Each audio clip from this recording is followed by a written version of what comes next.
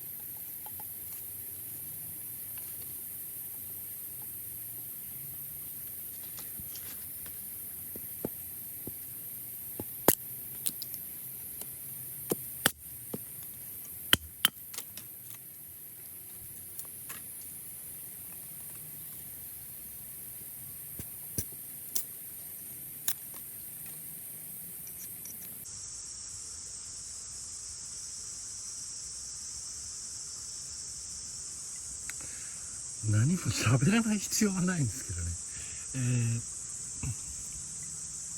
もし刺したもの、食べ物なんかに匂いが移りたくない人はね、この緑の皮ちょっと剥いであげたら多少ね、それでも竹の香りって食べ物に移っちゃうんだけど、多少弱まるかなと思います。ちょっとね匂いが気になるよっていう人はほら緑色の表皮の皮をねこう削って取ってあげたらいいんじゃないかなと思います。僕はあんまりそんなの気にしないでこのままですけど、そもそも自分が臭いんでね食べ物の匂いは何でもいい匂い、よいしょ。で今日の趣旨っていうのは野桜のクラウドファンディングが終了して、クラファンっていうとこう製品作りのためのお金を集めたのっていうとちょっと違って、福祉支援事業所の支援のためによろしくお願いしますということでやりまして、もう非常にたくさんの方からご支援いただいてですね、金銭的なものもそうなんですけど、やっぱりお気持ちがね、中には焚き火台って何するものっていう方、焚き火なんかもうしないんだよっていうご年齢の方とかね、本当ちょっとよく見立てんけど、どうせ家に飾っとこうと思ったからっていう方とか、本当思いだけで買ってくださった方がたくさんいらっしゃって、本当ね、そういうお気持ちを裏切られずにちょっとまっすぐしっかり頑張ろうっていう思いをね新たにしているところです。で今日はその野桜を使って、ちょっとだけ休憩しようということでやってきました。で今日はね雨降り跡なんで、都心部が晴れてたと思うんですけど、この山って結構雨が降っちゃって、ということでファットウッドを拾って削ってですね、ちょっと多めのファットウッドあそこに置いてます。で、薪が湿ってるんでね、ファットウッドの力でちょっと乾かしながらね焚き火がしたいなと思います。雨の日ではファットウッドを見つけることができればね、雨上がりの湿った薪とか、雨降り中に幕だけ上にだけ屋根作って火に雨が当たらないようにしとけばね、なんとかかんとか、火も起こせるのかなと思います。うるせえ、お前にいちいちそんなこと言われる筋合いはね雨の日に山の中なんか行かねえ、というのが、常識なんでね、雨の日に山の中に行く人はいないと思うんですけど、行ってる最中にね雨が降っちゃって、ちょっとどうしても暖を取るのに火がいるよっていう時はいいんじゃないかなと思います。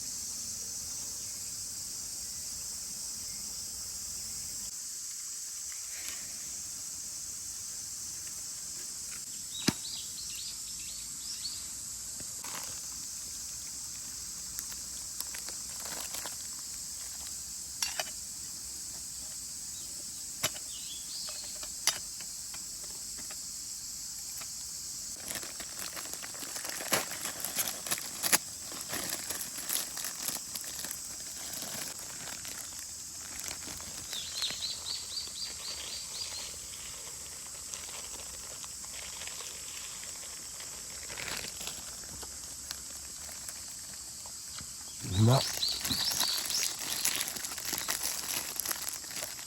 まいなこれ。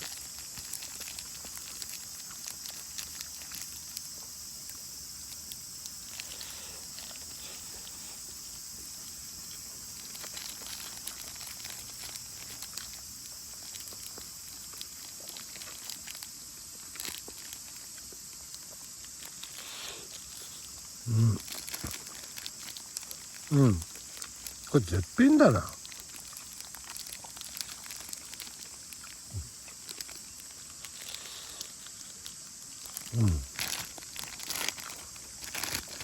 これ100いくらだったんですよ。